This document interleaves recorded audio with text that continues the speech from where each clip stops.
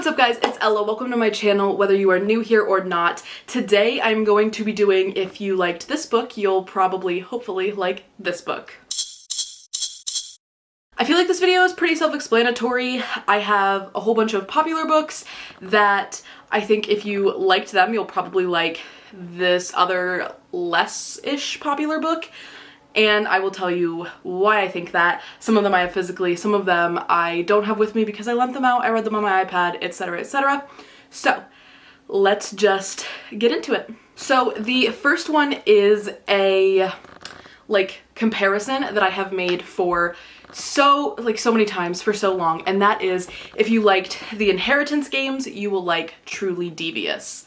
This is, I think, the most, that was a very squeaky voice thing, Ella. I think this is the most obvious connection. If you have read these two books, I think you'll understand.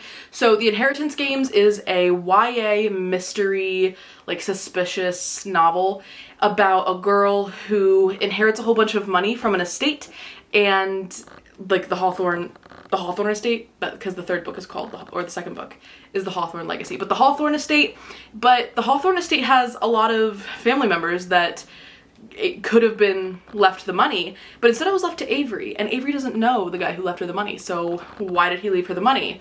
You have to read to find out. This book actually didn't super impress me, and I haven't read the other ones. However, what book did impress me is Truly Devious. I talked about this in a couple videos recently, I think, but this book, Truly Devious, is about a girl named Stevie Bell who gets sent to this academy that I can't remember the name of, but she gets sent to this academy, and she is a really gifted criminal, she's really into true crime. And everybody at this school, everybody at this academy has this special interest, has some kind of special interest. Some of them are authors at 14, some of them are really talented artists, some of them are really talented. It's like Ant Farm.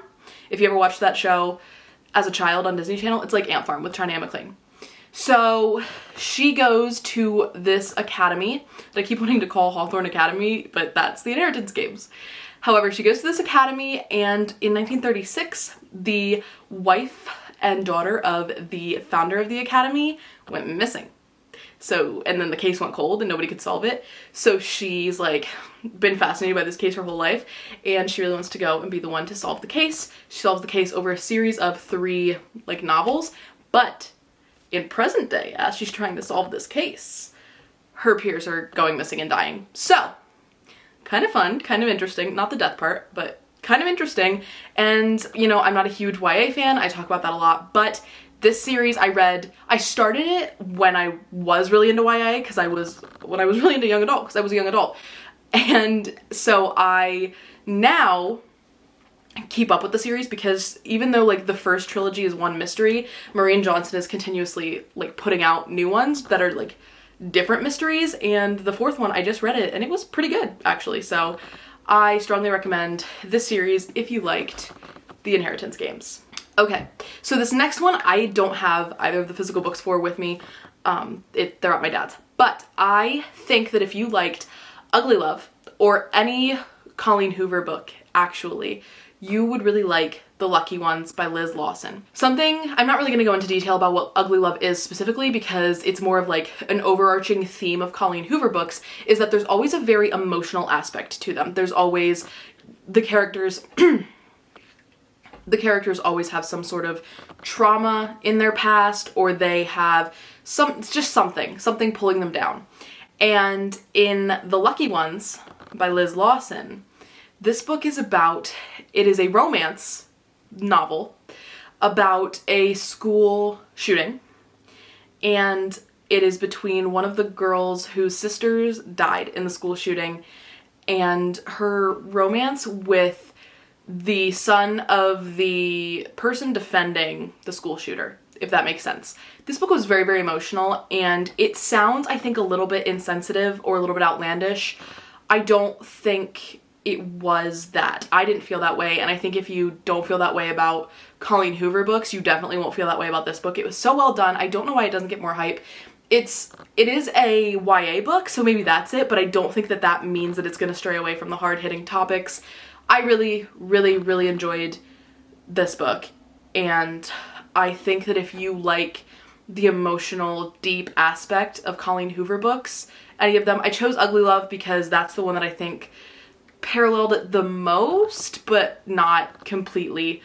I think if you really enjoy the emotional aspects of Colleen Hoover books, you will really enjoy The Lucky Ones by Liz Lawson. And I really want more people to read that book because I think while you need to look up trigger warnings, obviously, I think that this book is a really important one because it does delve into both the effects of school shootings on family members and other students at the school, and which is a way too common occurrence. And it also talks about your connection to your family. How connected are you to your family? And how when a family member dies or a family member does something atrocious or defends someone atrocious, how does that affect you? And I think that it's a really interesting exploration. There's a lot of things besides romance in it, which I also think there are in Colleen Hoover books. So strongly recommend this book if you like this book or any Colleen Hoover books. Okay, the next one I also don't have with me because I lent it to a friend. That is, if you liked The Love Hypothesis, you will like The Soulmate Equation by Christina Lauren. The Love Hypothesis is a academic setting. It is a Grumpy Sunshine setting, and it's fake dating. The Soulmate Equation is an academic setting, it's Grumpy Sunshine, and it's fake dating. In The Love Hypothesis, the two characters have to fake date because the girl Olive lied to her friends and said, I have a boyfriend, so that her best friend would feel comfortable dating a guy that she had a crush on. And she kisses the first guy she sees to prove this to her friend, and the first guy she sees is the grumpy professor, Adam Carlson, and Olive is just a PhD student, so he's like her superior. And it also benefits Adam to pretend they're fake dating, so they fake date. Adam's very grumpy though. He's like very grumpy and very tough on his students, and not in like a jerk way, but just in a, he doesn't really mince words, and everybody kind of hates him for it. It's set in an academic setting. The Soulmate Equation is not set in an academic setting, I guess. It's about this woman who, I can never remember her name. Her name is Jessica Davis. She is a freelance accountant and she works at the same coffee shop every single day. She is a single mom, and every day, this guy, the same guy comes in, and his name is River Pena, and he runs a dating service where you have to submit your DNA and they like connect you with someone. How do I put this? There are like certain parts of your DNA that they think that if you have certain DNA, like aspects of DNA or certain things in your DNA that match someone else's, they make you soulmates. That's what I'm trying to say. Genes. The word I was looking for here was genes. And so Jessica Davis gets talked into doing this by her best friend, and she matches with River, and so they have to fake date. Like, they get a ridiculously high match, the highest match possible, and they have to fake date so that it looks good for the company, and they pay Jessica a whole buttload of money. My camera's going to die, and then we're just gonna finish it on my phone because once I start filming, y'all, Okay, if you liked The Deal by Elle Kennedy, I think you'll like The Guy on the Right by Kate Stewart. These books are both new adult college romances, which I think in itself is a little bit of a rarity to find because there's not a lot of books that take place in college. However, I will say that The Deal is like popular guy. Actually, I think this is a fun comparison.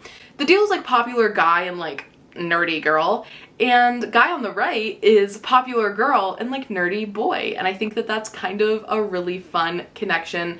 I just think that if you like the dynamic of Vanessa and Garrett Graham in The Deal, you'll like the characters in Guy on the Right by Kate Stewart. I haven't read it in a while, so I'm a little bit fuzzy, but I remember the whole time I was reading it, I had just read The Deal, and I was like, these books are so similar. They also have similar levels of spice, so if you're interested in that, if that's something that appeals to you, I know a book for you. Guy on the Right by Kate Stewart. Okay, this one might be my favorite comparison, and that is if you enjoyed Things We Never Got Over by Lucy Score, you will love All Roads Lead Here by Mariana Zapata. This comparison has been made so many times, okay? I know. Because they're like the same book. In my opinion, Mariana Zapata does it much better. All Roads Lead Here is one of my top 3 favorite romances of all time. So, let's get into it. Things We Never Got Over by Lucy Score is a grumpy sunshine, enemies to lovers, single parent romance set in a small town. There's an age gap. All Roads Lead Here is a grumpy sunshine, enemies to lovers, single parent trope, age gap set in a small town. They're so similar, but Things We Never Got Over has a couple like additions and things that I didn't love. So, Things We Never Got Over is about a girl who goes to a town, like she leaves her wedding and goes to a small town that her deadbeat sister says she's living in and needs help. And she says, so she goes to this town. At first coffee shop she enters, she's starting to get yelled at by this guy named Knox because Knox thinks that she's her twin sister. And her twin sister sucks. Just does a lot of sucky, terrible things. She gets there, finds out that her sister's not there, but you know who is there? Waylay, her sister's daughter. So now she has custody of this young 12-year-old girl named Waylay, who I personally thought was the best part of the book. And she's in the small town with people she's never met, and they all think that she's her hated sister. That's that. She falls in love with Knox. Knox is over the top jerk, I think, personally. All Roads Lead Here by Mariana Zapata is about this girl named Aurora, and Aurora is going through a really big breakup with her partner of like 10 years. She's going through this breakup. She needs to get back to her roots and go to the town in Colorado that she was raised in until her mother was hiking in this town in Colorado and went missing. She was like 7 or 8, never heard from her mom again. And so she goes to Florida to live with her aunt and uncle until she needs to get back to her roots, moves back to this Colorado town, right?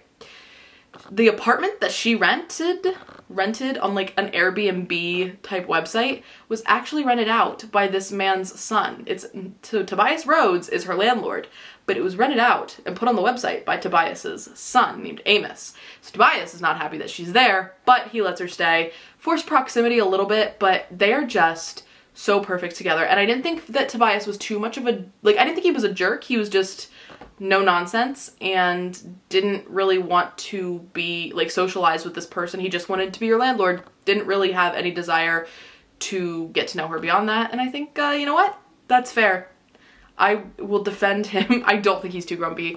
And I just really, really liked All Roads Lead Here way more. I think if you liked My Year of Rest and Relaxation, you will like Everyone in This Room Will Someday Be Dead. I think I just gave myself a paper cut while I picked up that book. That's phenomenal. Everyone in This Room Will Someday Be Dead and My Year of Rest and Relaxation. I'm going to be perfectly honest with you. I have not read My Year of Rest and Relaxation. However, I know it's very popular, and I have read another Ottessa Moshfegh book. That book is not as popular, for a good reason. That book was horrendous. However, I see a lot of similarities in the writing style of Ottessa and Emily Austen. So, while I can't talk much about My Year of Rest and Relaxation, I can talk a lot about Everyone in This Room Will Someday Be Dead. They both have that very specific literary fiction vibe that a lot of people enjoy. They talk about the mental health issues aspect, and they are both very Ottessa writes and Emily Austen writes in a way that is very stream of consciousness, think Catcher in the Rye. So I think if you like that book or any Ottessa Moshfegh books, you will really enjoy Everyone in This Room Will Someday Be Dead, and vice versa. I did not enjoy Everyone in This Room Will Someday Be Dead as that much, and I did not enjoy my Ottessa Moshfegh reading experience. So I think that speaks for itself. Okay.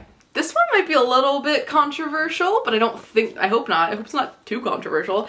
I think if you liked book lovers, you will like The Dead Romantics. Now, they are, plot-wise, 2 very, very different books. They are also 2 very similar books. Let's talk about why. Sorry, my camera died, and I don't really have time to charge it because I'm kind of losing light because it's about to storm. So we're just going to...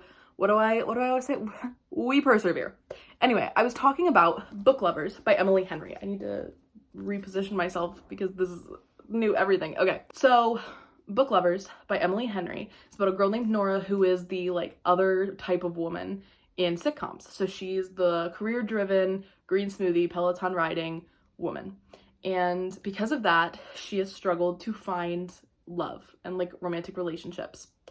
Then her younger sister, who she's taken care of since she was younger, like teenagers, she wants to go on this trip to try to get her sister to soften up, I guess, a little bit, which seemed a little unnecessary, but I think Nora is perfect the way she is. But anyway, her sister wanted to change her.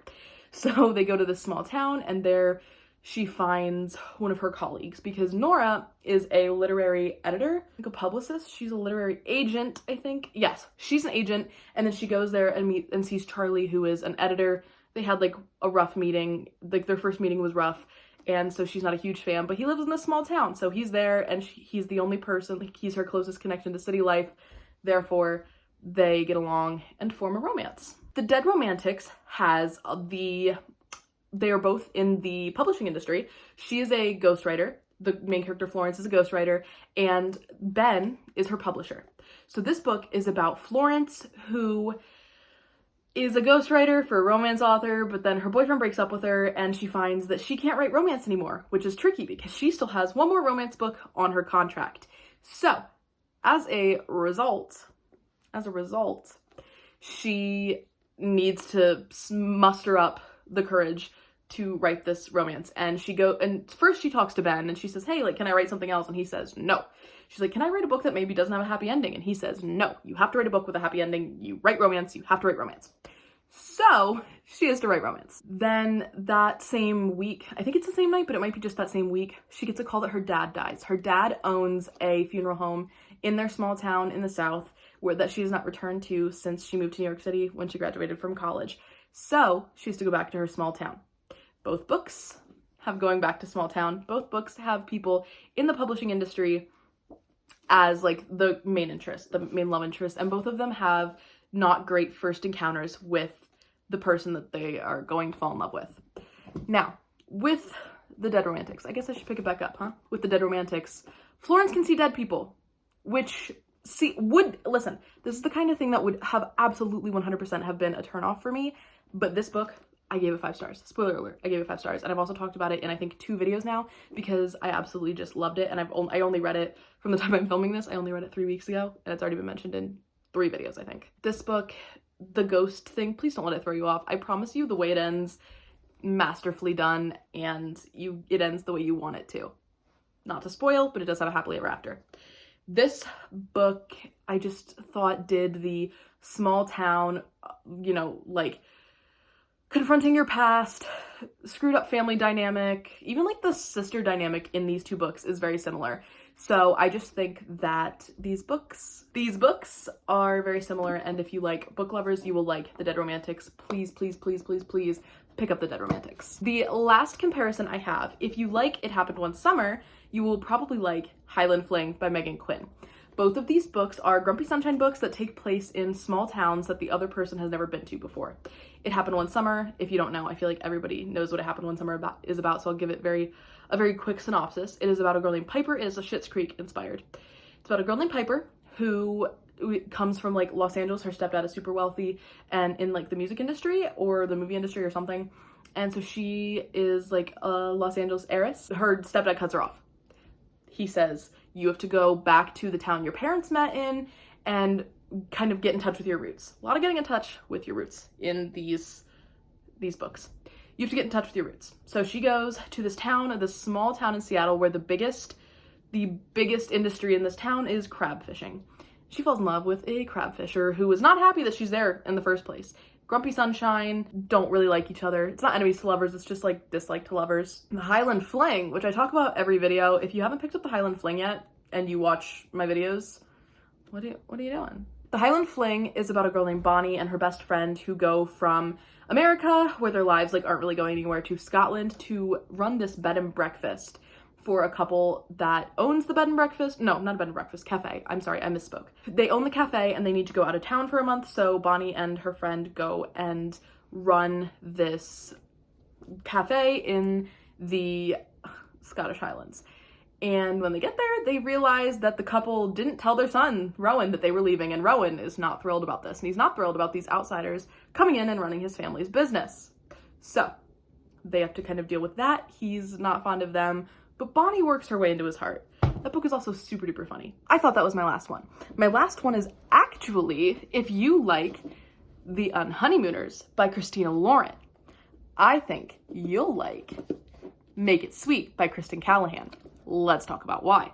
The Unhoneymooners is about Olive and Ethan. Olive's sister is marrying Ethan's brother, and at the wedding there is a seafood bar, but Olive's allergic to seafood, and Ethan doesn't eat at buffets. So neither of them ate the food, which is good because everybody else at the wedding got sick from the seafood bar, including the bride and groom, who can no longer take their honeymoon.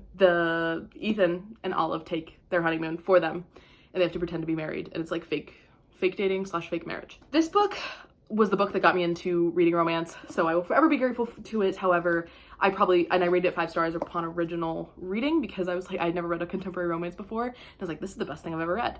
Probably wouldn't give it 5 stars now, however, I still really did enjoy it. This book takes place in a vacation setting, grumpy sunshine, and 2 people dealing with different struggles. Make It Sweet by Kristen Callahan is about a girl named Emma who was on a hit TV show that is like basically just Game of Thrones, and her character gets killed off. She was like at the top of her career and her character gets killed off. So to lick her wounds, she goes to her grandma's friend's estate in like wine country or like upstate California, and it's gorgeous there. And also there, licking his wounds, is Lucien, who is an injured ex-hockey player, also licking his wounds. I think I already said that. I also hate the phrase licking his wounds, but I feel like there's no better way to explain what the characters in this book are going through. This book takes place in a vacation-esque setting, and it's grumpy sunshine, and both characters are dealing with their own sort of issues. While I feel like it might be a looser comparison, I do think if you like this book, you'll like this book. Okay guys, that's all for today. I'm really sorry that my camera cut out in the middle. Hope that the change in quality didn't ruin the video too much for you and you still found some really good recommendations. Again, thank you so much for watching. Please like, comment, and subscribe if you feel so inclined, and I will see you when I see you. Bye guys.